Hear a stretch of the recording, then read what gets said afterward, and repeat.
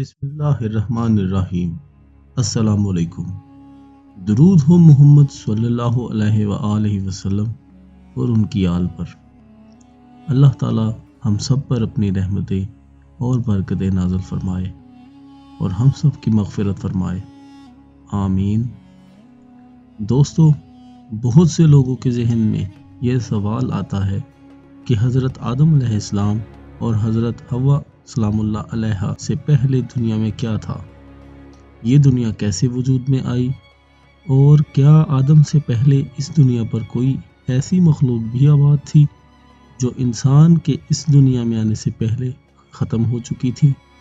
لہٰذا آج کی اس ویڈیو میں ہم آپ کو بتائیں گے کہ انسان سے پہلے اس دنیا میں کیسی خوفناک مخلوقات موجود تھیں۔ آج کی یہ ویڈیو قرآن و حدیث کی روشنی میں پیش کی جائے گی۔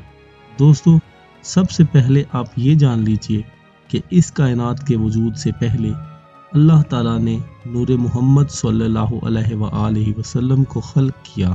خصال اور معانی الاخبار میں امام جعفر صادق علیہ السلام نے اپنے آبا کے ذریعے حضرت علی علیہ السلام سے روایت کی ہے کہ اللہ تعالیٰ نے حضرت محمد صلی اللہ علیہ وآلہ وسلم کے نور کو تخلیق کے کائنات سے 4,24,000 سال پہلے خلق کیا۔ پھر اللہ تعالیٰ نے 12 حجاب پیدا فرمائے اور آپ کے نور کو ان کی زینت بنایا۔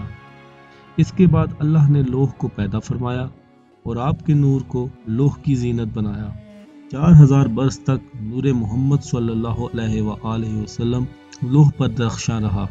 پھر 7,000 برس آپ کا نور انور عالی ساق عرش پر چمکتا رہا۔ اس کے بعد اللہ نے آپ کے نور منور کو انبیاء کی جبین میں رکھا۔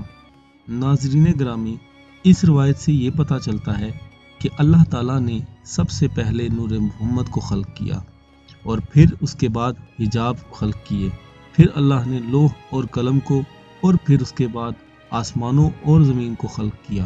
دوستو، جب ایک صحابی نے نبی کریم صلی اللہ علیہ وآلہ وسلم سے سوال کیا کہ اے رسول اللہ، زمین و آسمان پیدا کرنے سے پہلے ہمارا پروردگار کہاں تھا؟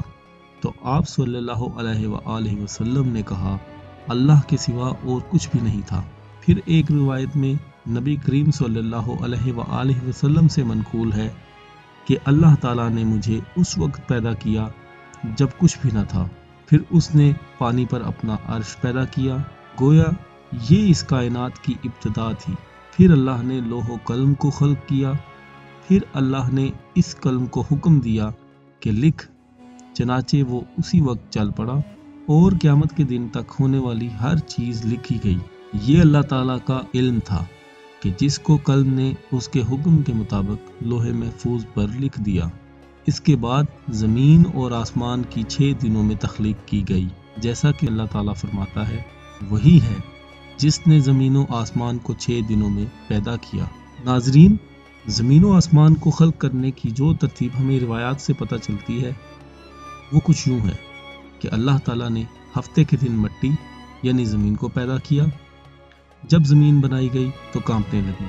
پھر اللہ نے زمین کو سہارا دینے کے لیے اتوار کو اس پر پہاڑ بنائے، ایسے جیسے اس میں کیل ٹھوک دی گئی ہو۔ اس سے زمین ساکن ہو گئی۔ پھر پیر کے دن اس میں درخت اگائے۔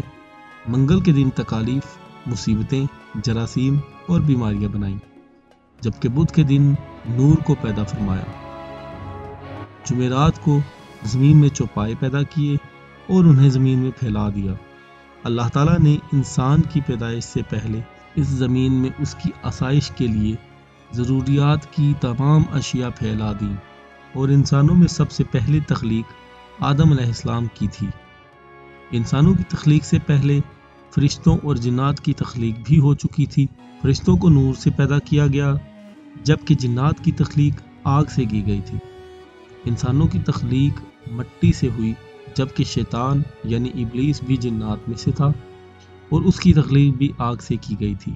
ناظرین، کچھ روایات سے پتہ چلتا ہے کہ حضرت آدم علیہ السلام سے 2000 سال پہلے جنات پیدا کیے گئے، اور جب وہ فتنہ و فساد میں حد سے زیادہ آگے بڑھ گئے تو اللہ تعالیٰ نے جنات پر عذاب کی غرض سے ان کی طرف فرشتوں کا ایک لشکر بھیجا۔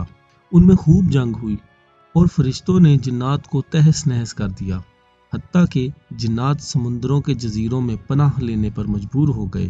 ناظرین، حضرت آدم علیہ السلام سے پہلے جنات اور ان کی سرکشیوں کے متعلق تفصیل ہم اپنی اگلی ویڈیو میں آپ کی خدمت میں پیش کریں گے۔